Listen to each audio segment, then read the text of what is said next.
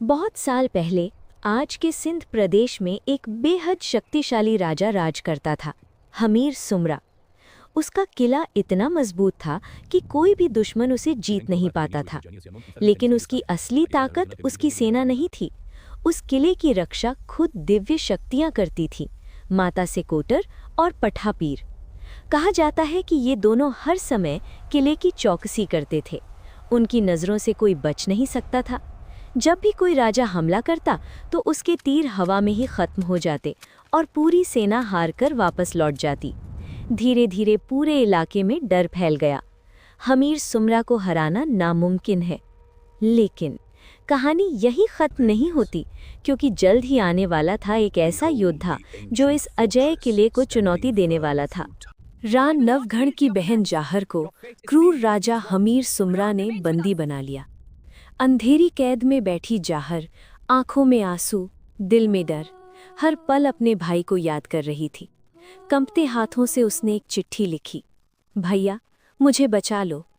वो चिट्ठी जब रान नवघण की हाथों में पहुंची तो उनकी आंखों में दर्द और गुस्सा एक साथ उमड़ पड़ा।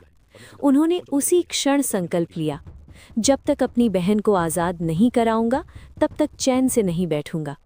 और यहीं से शुरू होती है एक भाई की प्रतिज्ञा और एक महायुद्ध की कहानी। बहन को छुड़ाने के संकल्प के साथ राव नवघण अपनी सेना लेकर युद्ध के लिए निकल पड़े। रेगिस्तान की राह, तेज हवा और मन में सिर्फ एक लक्ष्य, अपनी बहन को वापस लाना।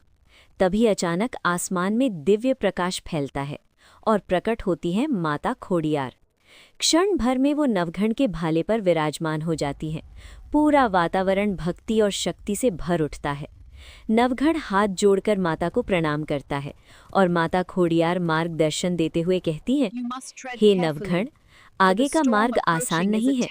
हमीर सुमरा के किले की रक्षा माता सिकोटर और पठापी पीर कर रहे हैं। उनकी शक्ति के कारण जीत पाना बहुत कठिन है। ये सुनकर नवघण कुछ पल के लिए गंभीर हो जाता है, लेकिन अब पीछे हटना संभव नहीं था, क्योंकि ये सिर्फ युद्ध नहीं, एक भाई का वचन था।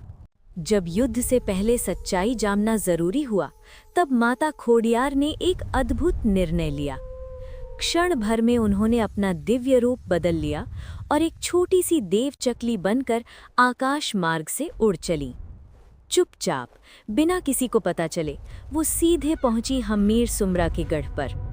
वहां किले की रक्षा कर रही थीं माता सिकोटर और पठापीर।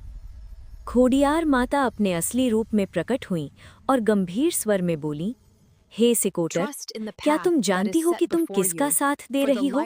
जो निर्दोष पर अत्याचार करे उसका साथ देना भी अधर्म है। उनकी बात सुनकर वहां का वातावरण बदलने लगा। सिकोटर और पठापीर गहरे विचार में डूब गए। अब फैसला होना था धर्म का या अधर्म का। गढ़ की दीवारों पर गहरी खामोशी छाई थी। माता सिकोटर और पठापीर गहरे विचार में डूबे थे। एक तरफ उनका कर्तव्य और दूसरी तरफ धर्म की सच्चाई। तभी माता खोडियार के शब्द उनके मन में गूंजने लगे, अधर्म का साथ देना भी पाप है। ये सुनकर सिकोटर माता की आंखों में सच्चाई उतर आई। उन्होंने समझ लिया कि हमीर सुमरा अन्याय के रास्ते पर है। क्षण भर में उन्होंने निर्णय लिया, अब हम अधर्म का साथ नहीं देंगे। पठापीर ने भी सिर झुकाकर सहमति दी। दोनों ने माता खोडियार के सामने वचन दिया कि आज से हम उस किले की रक्षा नहीं करेंगे। और उसी पल एक अजेय किला अपनी सबसे बड़ी ताकत खो बैठा।